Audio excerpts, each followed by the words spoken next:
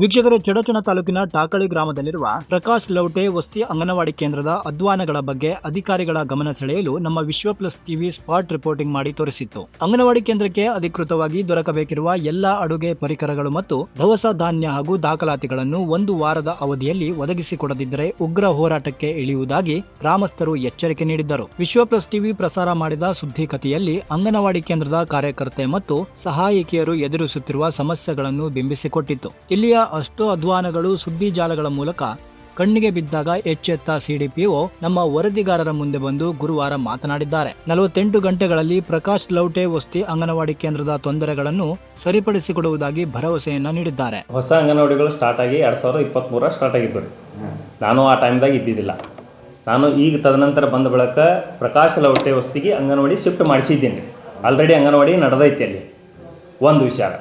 ಎರಡನೇದ್ದು, ಆ ಪಂಚಾಕ್ಷರಿ ಲೌಟೆ ವಸ್ತಿ ಒಳಗೆ ನಡೆದದ್ದು ಅದು ಹಿಂದಿಂದು ನನಗೂ ಗೊತ್ತಿದ್ದಿಲ್ಲ. ಅದು ಈ ಬಳಕ ನನ್ನ ಗಮನಕ್ಕೆ ಬಂದಾಗ ನಾನು ಅದನ್ನು ಸರಿಪಡಿಸೀನಿ. ಎರಡನೇದ್ದು, ಅವ್ರಿಗೆ ಸಿಲಿಂಡರು, ಇದು ಇನ್ನೊಂದು ತೂಕದ ಮಷಿನ, ಇವು 2 ಮಷಿನ್ಗಳನ್ನು ನಾನು ವ್ಯವಸ್ಥೆ ಮಾಡಿಸಿದ್ದೀನಿ. ನಾಡ್ದು 2 ದಿನದಾಗ ನಾನು ಅಲ್ಲಿ ವ್ಯವಸ್ಥೆ ಮಾಡಿಸ್ಕೊಡ್ತೀನಿ, ಆ ಮಕ್ಕಳಿಗೆ ತೊಂದರೆ ಆಗಲಾರ್ದಂಗೆ. ಮುಂದೆ ಅವ್ರಂತೆಗೆ ನಮ್ಮ ಗೌರ್ಮೆಂಟ್ ಸಾಮಾನು ಉಳಿದಾವಲ್ಲ ಅದನ್ನು ನಾನು ಹಿಂದೆ ತಗೊಳಕ್ಕೆ ನಾನು ಅದನ್ನು ಪ್ರಯತ್ನ ಮಾಡ್ತಾ ಇದ್ದೀನಿ. ನನ್ನ ಗಮನಕ್ಕೆ ಬಂದದ್ದು ನಾನು ಪ್ರಯತ್ನ ಮಾಡ್ಲಾಗ್ತೀನಿ. ಬಟ್ ಅದು ಆ ಸಾಮಾನು ತಂದು ಆ ಮಕ್ಕಳಿಗೆ ಕೊಡೋ ತನಕ ತೊಂದರೆ ಆಗಬಾರ್ದು ಅಂತ ಉದ್ದೇಶಕ್ಕಾಗಿ ನಾನು ವ್ಯವಸ್ಥೆ ಮಾಡಿಸಿದ್ದೀನಿ ಆಲ್ರೆಡಿ ಬೇರೆ ಕಡೆ. ಮತ್ತೊಂದು ಸಿಲಿಂಡ್ರು, ಒಲಿ, ಆ ತೂಕದ ಮಷಿನ, ಆ ವ್ಯವಸ್ಥೆ ಮಾಡಿ ಅಲ್ಲಿ ಮಕ್ಕಳಿಗೆ ಅನುಕೂಲ ಮಾಡಿ ಆ ಮಕ್ಕಳು ಮೊದಲೇ ವಿಚಾರ ನಮ್ಮ ಮಕ್ಕಳು, ಆ ಮಕ್ಕಳಿಗೆ ಅನುಕೂಲ ಮಾಡಿಕೊಟ್ಟು ನಾನು 2ನೇ ಸ್ಟೆಪ್ಪು ಆ ಸಾಮಾನುಗಳನ್ನು ನಮ್ಮ ಸರ್ಕಾರದ್ದು ಸಾಮಾನುಗಳನ್ನು ನಾನು ಹಿಂಗೆ ಪಡ್ಕೊತೀನಿ. ಎರಡನೇದ್ದು, ನೀವು ದಾಖಲೆಗಳನ್ನು ಕೇಳಿದಿರಿ. ದಾಖಲೆಗಳನ್ನು ಆಲ್ರೆಡಿ ಅವರಿಗೆ ಹ್ಯಾಂಡ್ ಓವರ್ ಮಾಡಿದ್ದಾರೆ, ಕೆಲವು ದಾಖಲೆಗಳನ್ನು. ಇನ್ನೂ ಕೆಲವು ದಾಖಲೆಗಳು ಏನಾಗ್ತವು, ನಮ್ಮ ಸರ್ಕಾರದಿಂದ ಸಪ್ಲೈ ಆಗಲಾರ್ದು ಕೆಲವೊಂದು ವಸ್ತುಗಳನ್ನು ನಾವು ರಿಜಿಸ್ಟರ್ಗಳನ್ನು ನಾವು ಸ್ವತಃ ಖರೀದಿ ಮಾಡ್ಕೋತೀವಿ. ಸ್ವತಃ ಅಂದ್ರೇನೆ ಕೆಲವರು ವರ್ಕರಿಂದು ಖರೀದಿ ಹಾಕವು, ಕೆಲವೊಂದು ನಾವು ಖರೀದಿ ಮಾಡುವಂಥ ಅವಶ್ಯ ಬಿದ್ದರೆ ನಾವು ಖರೀದಿ ಮಾಡಿ ಕೊಟ್ಟಿರ್ತೀವಿ. ಆಲ್ರೆಡಿ ಅವ್ರು ಹೆಂಡಿಂಗ್ ಟೇಕಿಂಗ್ ಕೊಟ್ಟಿದ್ದಾರೆ ರೀ. ಅವ್ರು ಮೊದಲಿನವರು ಅವ್ರಿಗೆ ಕೊಟ್ಟದ್ದು ಹೆಂಡಿಂಗ್ ಟೇಕಿಂಗ್ ಇದೆ, ಫೋಟೋ ಸಮೇತ ಅವರು ಸೂಪರ್ವೈಸರ್ ಅಂತ ಮಾಹಿತಿ ಇದೆ. ಸಾಮಗ್ರಿ ಗೌರ್ಮೆಂಟ್ದಿಂದ ಖರೀದಿ ಆದದ್ದು 2 ಸಾಮಗ್ರಿ ಇದ್ದು, 2 ಸಾಮಗ್ರಿ ನಾವು ಅಲ್ಲಿ ಕೊಟ್ಟಿದ್ದೀವಿ. ಒಂದು ಕಾರಣದಿಂದ ಅಲ್ಲಿ ಉಳಿದಿದ್ದವು, ಅದರ ಪರ್ಯಾಯ ವ್ಯವಸ್ಥೆ ನಾವು ಮಾಡಿಸ್ಕೊಡ್ಲಾತಿದ್ದೀವಿ.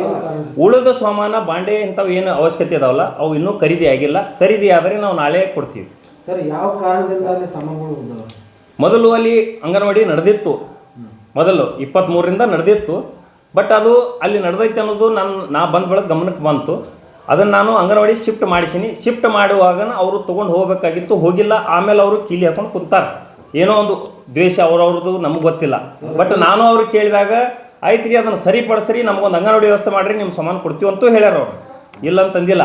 ಬಟ್ ಅದಕ್ಕೆ ಪರ್ಯಾಯ ವ್ಯವಸ್ಥೆ ನಾನು ಮಾಡಿಕೊಂಡು ಅವ್ರಿಗೆ ಅಂಗನವಾಡಿ ಕೊಡಿಸೋದ್ರೇ ಆಗಲಿ ಅಥವಾ ಏನಾರು ಒಂದು ವಿಚಾರ ಮಾಡಿಕೊಂಡು ನಾನು ಆ ಸಾಮಾನುಗಳನ್ನು ತೋರಿಸೋತೀನಿ. ಜನರಿಗೆ ಏನೋ ಒಂದು ಸಮಸ್ಯೆ ಐತ್ರಿ. 2023ರಿಂದ ಏನು ಪ್ರಾರಂಭ ಆಗ್ಯದಲ್ರಿ, ಇದು 6 ತಿಂಗಳು ಏನಿದು ನಡೆದ, ಇವಾಗ ಎಷ್ಟೇ ಮೆಟಲ್ ನಮ್ಗೆ ಅದು 6 ಸಾಮಗ್ರಿ, ಅದಕ್ಕೆ 2.5 ವರ್ಷ ಏನೈತಲ್ಲ ಅದು 6 ಸಾಮಗ್ರಿ ಯಾರಿಗೂ ತಲುಪೇ ಇಲ್ಲ ಅಂತ ಅವ್ರದ್ದು.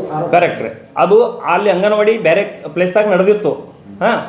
ಅಲ್ಲಿ ಯಾರು ವರ್ಕರ್ ಕೆಲಸ ಮಾಡ್ಯಾರಲ್ಲ ಅವರಿಂದ ನಾನು ಪೂರ್ಣ ಮಾಹಿತಿಗಳನ್ನು ತೊಗೊಂಡು ನಾನು ಅದನ್ನು ಸರಿಪಡಿಸಿ ನೋಡ್ತೀನಿ ಏನಾಗೈತಿ ಅನ್ನೋದು. ಯಾಕೆ ಅಲ್ಲಿ ಫಲಾನುಭವಿಗಳು ಯಾರಿದ್ರು, ಎಷ್ಟು ಮಂದಿಗೆ ಅಲ್ಲಿ ಬಂದಿತ್ತು ಅನ್ನೋದು ನಾನು ನೋಡ್ತೀನಿ. ನಾವು ನಿನ್ನೆ ಹೋಗುದು ಲೆಕ್ಕಕ್ಕಾಗ್ರಿ, ಅವ್ರ ಏನಂತಾರ, ನಮ್ಮ ಹುಡುಗರು ಅಲ್ಲಿ ರಿಜಿಸ್ಟರ್ ಇರುದು ನಮ್ಮ ಹುಡುಗರ ಹೆಸರು ಐತಿ, ನಮ್ಮ ಹುಡುಗರಿಗೆ ಏನೋ ಸಾಮಗ್ರಿ ನಮ್ಗೇನೋ ತಲುಪೇ ಇಲ್ಲ, ಅದು ಎಲ್ಲಿ ಹೋಯ್ತಂತ ಅವರು. ಅದು 3ರಿಂದ 6 ವರ್ಷದ ಮಕ್ಕಳು ಅಂಗನವಾಡಿಗೆ ಬಂದ ಮಕ್ಕಳಿಗೇನೆ ನಾವು ಫುಡ್ ಅಲ್ಲೇ ಮಾಡಿಕೊಡ್ತಾರೆ. 6 ತಿಂಗಳಿಂದ 3 ವರ್ಷದ ಒಳಗಿನ ಮಕ್ಕಳಿಗೆ ಏನೈತಿ ಮನೆಗೆ ಕೊಡುವಂಥ ವ್ಯವಸ್ಥೆ ಐತಿ. ಅದು ಯಾವ ರೀತಿ ಅವ್ರು ಮಾಡ್ಯಾರ ಅನ್ನೋದು ನಾನು ಹಿಂದಿನ ಅಲ್ಲೇನು ಕೆಲಸ ಮಾಡ್ಯಾರಲ್ಲ ವರ್ಕರ್ಸು ಅವರಿಂದ ನಾನು ಮಾಹಿತಿ ಪಡೆದು ಅದನ್ನು ಕ್ಲಿಯರ್ ಆಗಿ ನಾನು ಚೆಕ್ ಮಾಡಿಕೊಂಡು ನಿಮ್ಗೆ ಹೇಳ್ಬೋದು. ಯಾಕಂದ್ರೆ ಇನ್ನೊಂದು ವಿಷಯ ಇದೆ ಸರ್, ಹೇಳಿ. ನಿನ್ನೆ ಹೋದಾಗ ಅಲ್ಲಿ ಅಡಿಗೆಯವ್ರು ಏನಾದ್ರು ತುಂಬ ಗರ್ಭಿಣಿ. ಸೊ ಕಟ್ಟಿಗೆ ಒಲೆ ಮೇಲೆ ಮಾಡ್ಬೇಕಾದ್ರೆ ನಾಳೆ ಅವರ ಆರೋಗ್ಯಕ್ಕೆ ಏನಾದ್ರು ಸಮಸ್ಯೆ ಆದರೆ ಇದಕ್ಕೆ ಯಾರು ಇದಾಗ್ತಾರೆ? ಇದಕ್ಕೆ ಪರಿಹಾರ ಇದೆ ರೀ ಸರ್. ನಾವು 6 ತಿಂಗಳು ಆದ ಬಳಿಕೂ ಯಾವಾಗಾದರೂ ಅವ್ರು ರಜೆ ತೊಗೋಬಹುದು ಅಂತ ಹೇಳಿ ಆದೇಶ ಐತಿ. ಅದಕ್ಕೆ ಅವ್ರು ಏನಂದಾರು, ನನಗೆ 1ನೇ ತಾರೀಕಿನಿಂದ ರಜಾ ಬೇಕಂದಾಗ ನಾನು 3 ದಿವಸ ಹಿಂದೆ ಸಾಂಕ್ಷನ್ ಮಾಡಿ ಕೊಟ್ಟಿದ್ದೀನಿ. 1ನೇ ತಾರೀಕಿನಿಂದ ನನಗೆ ರಜಾ ಬೇಕಂದಾರ. ನಾನು ಅಷ್ಟಾಗಲ್ಲಿ ಕೇಳಿದ್ದೀನಿ, ಎಷ್ಟು ತಿಂಗಳಮ್ಮ ಯಾಕೆ ಕೆಲಸ ಮಾಡೋ ಯೋಗ್ಯತೆ ಐತಿಲ್ಲ ಅಂತ. ಇಲ್ಲ ಐತ್ರಿ ನಾನು 1ನೇ ತಾರೀಕು ನಾನು ರಜಾ ತೊಗೋತೀನಿ ಅಂದ. ಈಗ 3 ದಿವಸ ಹಿಂದೆ ನಾನು ಸ್ಯಾಂಕ್ಷನ್ ಮಾಡಿ ಕೊಟ್ಟಿದ್ದೀನಿ. ನನ್ನ ಅಂತ್ಯಕ್ಕೆ ರಜೆಗೆ ಬಂದಾಗ ನಾನು ಕೊಡಬೇಕಲ್ರಿ. ಕೆಲವೊಬ್ಬರು ಈಗ ಅವ್ರಿಗೆ ಇದು ಇರೋಂಗಿಲ್ಲ, ರಜೆಗೆ ಪೇಮೆಂಟ್ ಕೊಡೋಂಗಿಲ್ಲ ಅಂದಾಗ ಕೆಲವೊಬ್ಬರು ಲಾಸ್ಟ್ ಮೂಮೆಂಟ್ ಆದಾಗ ತೊಗೋತಿರ್ತಾರೆ, ಅವ್ರವ್ರ ಇಚ್ಛಾ. ಅದಕ್ಕೆ ಅವ್ರಿಗೆ ನೀವು ಕೆಲಸ ಮಾಡೋಗಿತ್ತಿದ್ರೆ ಮಾಡಿರಿ, ನೀವು ಯಾವಾಗ ಬೇಕು ಅವಾಗ ತೋರೆತ್ತು ಕೊಡ್ತೀವಿ. ಅದಕ್ಕೆ ಇಷ್ಟ ಲಿಮಿಟ್ ಅಂತಿಲ್ಲ, ಅವ್ರು 3 ತಿಂಗಳು ತೊಗೋಬೋದು, 6 ತಿಂಗಳು ತೊಗೋಬೋದು. ತಿಂಗಳು ನಮ್ಮಲ್ಲಿ ವ್ಯವಸ್ಥೆ ಇರ್ತೈತಿ. ನುಡಿದಂತೆ ಅಡುಗೆ ಗ್ಯಾಸ್ ಸಿಲಿಂಡರ್, ತೂಕದ ಯಂತ್ರ, ದಾಖಲಾತಿ ಪುಸ್ತಕಗಳು ಹಾಗೂ ದವಸ ಧಾನ್ಯಗಳನ್ನು ಈ ಸಿಡಿಪಿಒ ಒದಗಿಸಿಕೊಡ್ತಾರಾ ಎಂಬ ಪ್ರಶ್ನೆ ಈಗಲೂ ಕೂಡ ಗ್ರಾಮಸ್ಥರನ್ನು ಕಾಡುವುದು ಬಿಟ್ಟಿಲ್ಲ. ಸಿಡಿಪಿಒ ಕೊಟ್ಟ ಭರವಸೆ ಫಲಶ್ರುತಿಯಾಗಲು ಶನಿವಾರದ ತನಕ ಕಾಯಬೇಕಾಗಿದೆ. ಸುಬ್ರಹ್ಮಣ್ಯ ಸಂಗಮ, ವಿಶ್ವಪ್ಲಸ್ ಟಿವಿ, ಚಡಚಣ.